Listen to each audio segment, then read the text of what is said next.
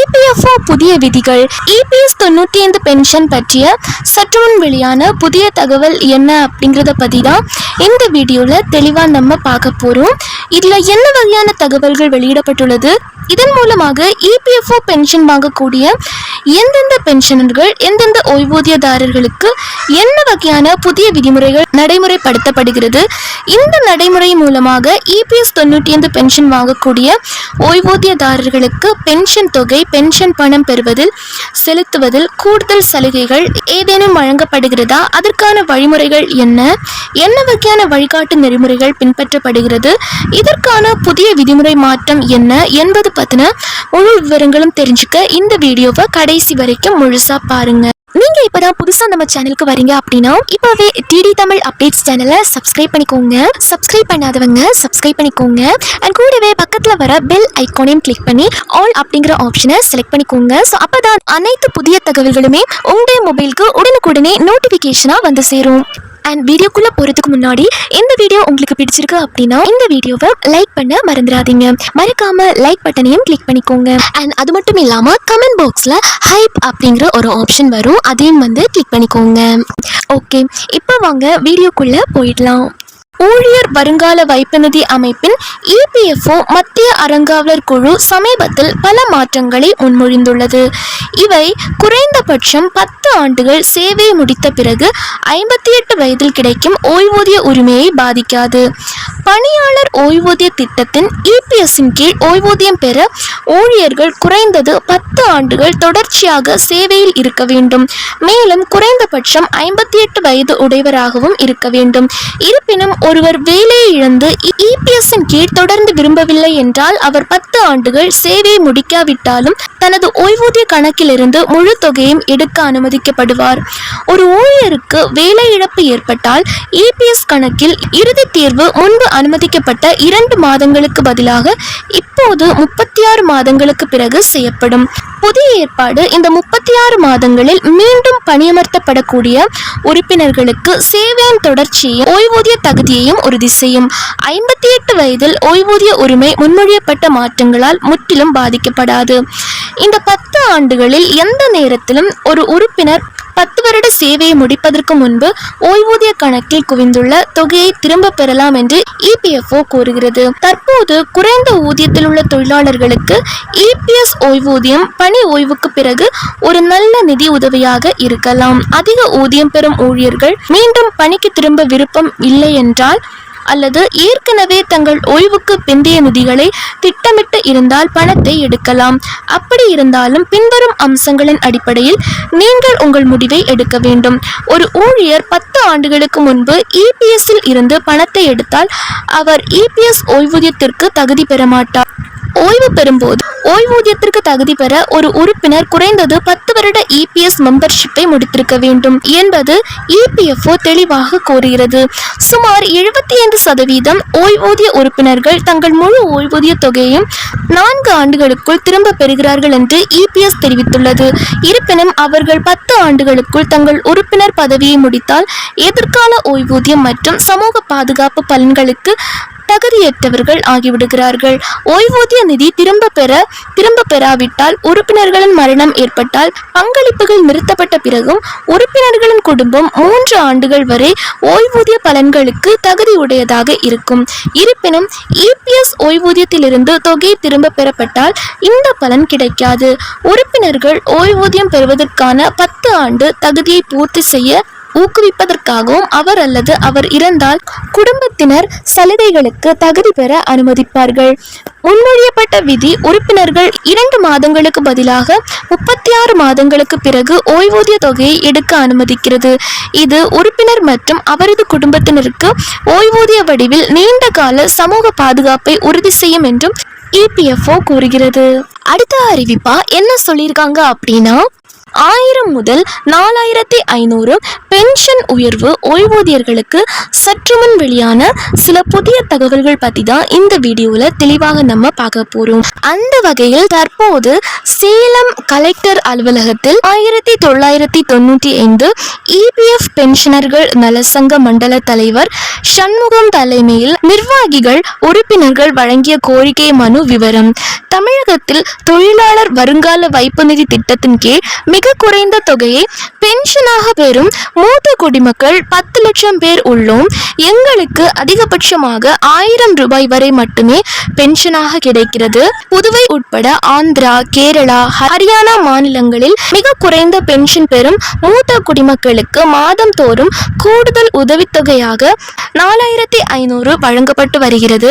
அதே போல தமிழக அரசும் முதியோர் சமூக நல பாதுகாப்பு நிதியிலிருந்து உதவித்தொகையாக மாதம் 4500 ரூபாய் வழங்க நடவடிக்கை எடுக்க வேண்டும்.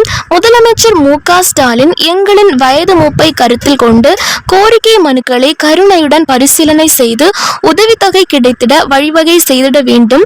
இவ்வாறு கூறப்பட்டுள்ளது. இதன் மூலமாக சேலம் கலெக்டர் அலுவலகத்தில் 1995 இபிஎஸ் பென்ஷனர்களுடைய நலசங்கம் மண்டல கூட்டம் நடைபெற்றதாகவும் அந்த கூட்டத்தின் மூலமாக இபிஎஸ் 95 பென்ஷன் குறைந்தபட்சம் 1000 ரூபாய் வழங்கப்பட்டு வருகிறது. மற்ற மாநிலங்களில் குறிப்பிட்ட சில மாநிலங்களில் அதாவது ஆந்திரா, கேரளா, ஹரியானா மாநிலங்களில் மிக குறைந்த பென்ஷன் பெறும் மூத்த குடிமக்களுக்கு மாதம் தோறும் கூடுதல் உதவித்தொகையாக 4500 வழங்கப்பட்டு வருகிறது. அதேபோல் தங்களுக்கும் அந்த குறைந்தபட்ச உதவித்தொகையை வழங்க வேண்டும். அது சார்ந்த பரிசீலனை செய்ய வேண்டும்.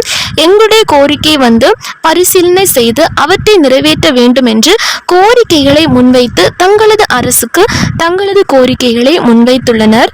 இந்த கோரிக்கைகள் பற்றி உங்களுடைய கருத்துக்கள் எதுவா இருந்தாலும் கமெண்ட் செக்ஷன்ல சொல்லிட்டு போங்க.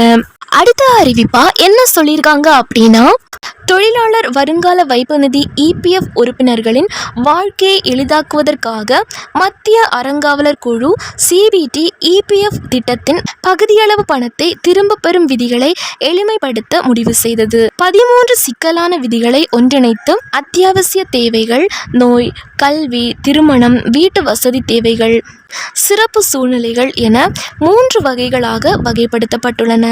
புதுடெல்லியில் 2025 அக்டோபர் 13 நடைபெற்ற தொழிலாளர் வருங்கால வைப்பு நிதி நிறுவனத்தின் இபிஎஃப்ஓ மத்திய அறங்காவலர் குழு சிபிடி கூட்டத்தில் குறைந்தபட்ச பிஎஃப் ஓய்வூதியத்தை அதிகரிப்பது குறித்து அமைச்சரவை தீவிரமாக பரிசீலித்து வருவதாக மத்திய தொழிலாளர் நலத்துறை மந்திரி மன்சுக் மாண்டவியா தெரிவித்துள்ளார். நிகழ்ச்சி நிழலில் இல்லை என்றாலும் மத்திய அறங்காவலர் குழுவில் உள்ள தொழிற்சங்க உறுப்பினர்கள் விவாதங்களின் போது குறைந்தபட்ச பிஎஃப் ஓய்வூதியத்தை தற்போதைய மாதத்திற்கு ரூபாய் 1000 திருத்த வேண்டும் என்று கோரினார். அமைச்சர் அதை நிராகரிக்கவில்லை. அமைச்சரவை இந்த திட்டத்தை தீவிரமாக பரிசீலித்து வருவதாக கூறினார் என்று மத்திய அறங்காவலர் குழு உறுப்பினர் ஒருவர் தெரிவித்தார். சுப்ரீம் கோர்ட் உத்தரவின்படி அதிக ஓய்வூதியம் வழங்குவதில் ஏற்படும் தாமதம் குறித்தும் கூட்டத்தில் விவாதிக்கப்பட்டுள்ளது. பல்வேறு உத்தரவுகளின் பின்னணியில் தொழிலாளர்களை பிரதிநிதிப்படுத்துவதும் சில மத்திய அறங்காவலர் குழு உறுப்பினர்கள் தொழிலாளர் வருங்கால வைப்பு நிதி நிறுவனம் இந்த விஷயத்தில் உருவாக்கப்பட்ட வழிகாட்டுதல்களை திரும்ப பெற வேண்டும் என்றும் சுப்ரீம் கோர்ட் உத்தரவு ஏற்ப புதிய வழிகாட்டுதல்களை செயல்படுத்த வேண்டும் என்றும் வலியுறுத்தியுள்ளார். பதில் நேர்மறையானதாக இல்லை என்றும் மற்றொரு உறுப்பினர் கூறினார். தொழிலாளர் நலத்துறை அமைச்சர் ஒரு அறிக்கையில் தொழிலாளர் வருங்கால வைப்பு நிதி பகுதி திரும்ப பெறும் விதிகளை எளிமைப்படுத்துதல் மற்றும் தாராளமயமாக்குதல் உள்ளிட்ட பல புரட்சிகரமான முடிவுகளை இந்த கூட்டம் எடுத்ததாக கூறினார். தொழிலாளர் வருங்கால வைப்பு நிதி உறுப்பினர்களின் வாழ்க்கை வசதியை மேம்படுத்துவதற்காக அத்தியாவசிய தேவைகள், நோய், கல்வி, திருமணம், வீடு தேவைகள் மற்றும் சிறப்பு சூழ்நிலைகள் என 3 வகைகளாக வகைப்படுத்தப்பட்ட ஒற்றை